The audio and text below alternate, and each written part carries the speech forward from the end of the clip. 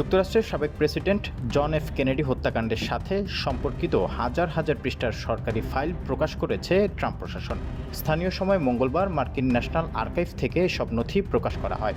সদ্য প্রকাশিত এসব গোপন নথি এই হত্যাকাণ্ড নিয়ে ইতিহাসবিদদের পাশাপাশি ইন্টারনেটে বহু মানুষকে নতুন করে কৌতূহলী করে তুলেছে।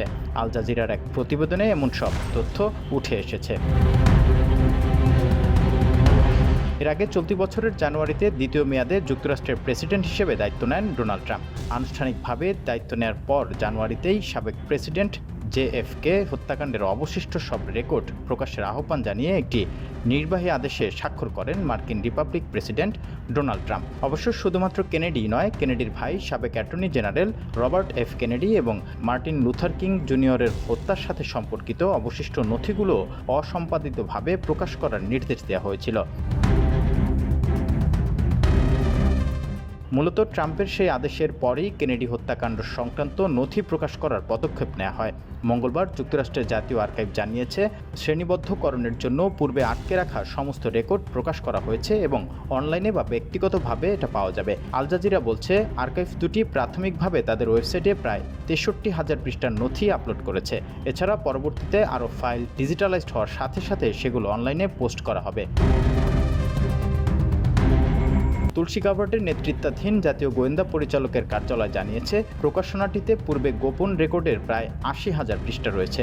প্রসঙ্গত 1963 সালের নভেম্বরে তৎকালীন প্রেসিডেন্ট কেনেডি হত্যাকাণ্ডের সাথে সম্পর্কিত লাখ লাখ পৃষ্ঠার রেকর্ড জাতীয় আর্কাইভে রয়েছে। তবে জাতীয় নিরাপত্তা ও উদ্বেগের কথা উল্লেখ করে কেন্দ্রীয় গোয়েন্দা সংস্থা এবং ফেডারেল ব্যুরো অব ইনভেস্টিগেশনের অনুরোধে হাজার হাজার নথি আটকে রাখা হয়েছিল।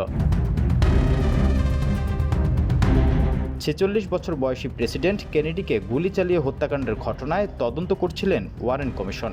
এই কমিশন তখন জানিয়েছিল, প্রেসিডেন্ট কেনেডির উপর সাবেক মেরিন শার্পশুটার লি হার্ভে অসওয়াল্ড গুলি চালিয়েছিল এবং তিনি একাই এই কাজে জড়িত ছিলেন। কিন্তু আনুষ্ঠানিক সিদ্ধান্তটি টেক্সাসের ডালাসে কেনেডি হত্যার পেছনে আরও ভয়াবহ কোনো ষড়যন্ত্র থাকার জল্পনাকে থামতে খুব একটা সাহায্য করেনি এবং সরকারি নথিগুলোর ধীরগতিতে প্রকাশ বিভিন্ন ষড়যন্ত্র তত্ত্বকে আরও বাড়িয়ে তুলেছিল।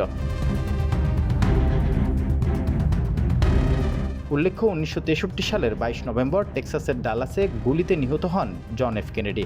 দশকের পর দশক তার হত্যাকাণ্ডকে ঘিরে অনেক ষড়যন্ত্র তত্ত্ব সামনে এসেছে, কিন্তু তার এই মর্মান্তিক মৃত্যু গোটা বিশ্বকে নাড়িয়ে দিয়েছিল।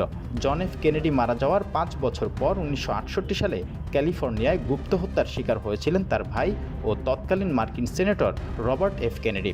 যুক্তরাষ্ট্রের প্রেসিডেন্ট নির্বাচনে প্রার্থী হয়েছিলেন তিনি। ওই বছরই টেনেসি অঙ্গরাজ্যের মেমফিসে আততায়ীর হাতে প্রাণ হারান মার্কিন নাগরিক আন্দোলনের অন্যতম মুখ মার্টিন লুথার কিং জুনিয়র। ওই তিন নেতার হত্যাকাণ্ড নিয়ে তদন্ত রিপোর্ট এতদিন জনসমক্ষে আসেনি। দশকের পর দশক জন এফ কেনেডির হত্যাকাণ্ডকে ঘিরে অনেক ষড়যন্ত্র তত্ত্ব তৈরি হয়েছে। বিভিন্ন জনমত সমীক্ষায় ওই হত্যাকাণ্ডের ব্যাখ্যা সম্পর্কে নানা সন্দেহ প্রকাশ করা হয়েছে। 2023 সালে গ্যালাপের এক সমীক্ষায় 65% মার্কিন নাগরিক বলেছিলেন লি হার্ভে অসওয়াল্ড একাই জন এফ কেনেডিকে হত্যা করেছিল বলে ওয়ারেন কমিশন যে রিপোর্ট জমা দিয়েছিল তা তারা বিশ্বাস করেন না। এতদিন কোনো মার্কিন প্রেসিডেন্টই দেশের 3 জনপ্রিয় নেতার গুপ্ত হত্যার নথি প্রকাশ্যে আনার ক্ষেত্রে কোনো উৎসাহ দেখাননি। তবে দ্বিতীয়বার প্রেসিডেন্ট পদে বসেই কেনেডি ভ্রাতৃদ্বয় এবং মার্টিন লুথার কিং জুনিয়রের হত্যাকাণ্ড নিয়ে গোপন রিপোর্ট প্রকাশ্যে নিয়ে আসার কথা ঘোষণা করেন ডোনাল্ড ট্রাম্প। এরপরই হাজার হাজার পৃষ্ঠার এসব গোপন নথি প্রকাশ্যে আসে।